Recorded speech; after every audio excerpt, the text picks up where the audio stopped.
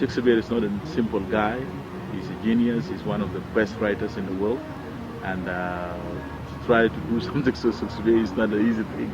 So we are really challenged that we want to represent our country in a very good format. And we want to also entertain the international audience in London.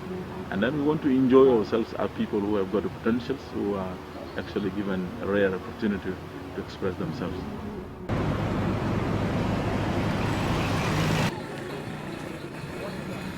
This is a golden chance that we are going to translate Cymbeline from English and some Arabic translation into Juba Arabic. It is going to exert a certain emphasis on the fact that this is a lingua franca of people who are now celebrating moments of independence and so on. Our war against the North was a war of identity. We didn't want very much to be attached to Arabism, to the classical Arabic language and things like that. And so we thought it was better to produce plays in English to make it a difference, actually. But now we are coming into something that is nearer to the hearts of more or a larger population of the South Sudan, and that is Juba Arabic.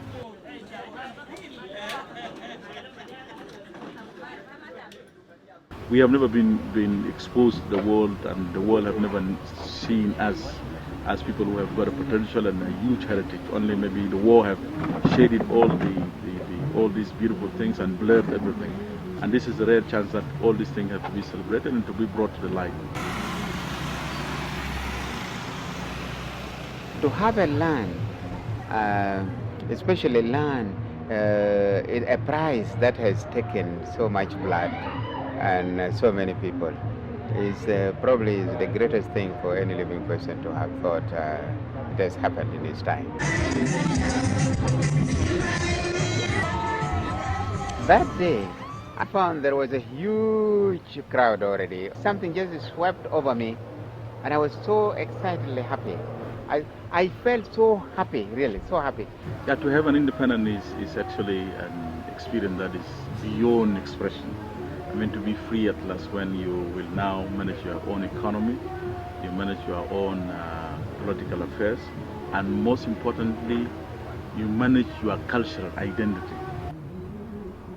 Some of the events in the play are events that could have happened in South Sudan, by the way.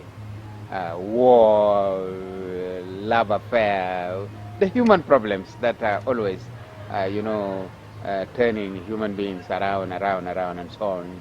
And especially now when we have come out of war, and this was a war of subjugation, and Britain is fighting its way out of paying tributes and so on. I think these are similarities that are good enough to celebrate in our own language, so that probably when we do it here, Jubans will also say, oh, why not?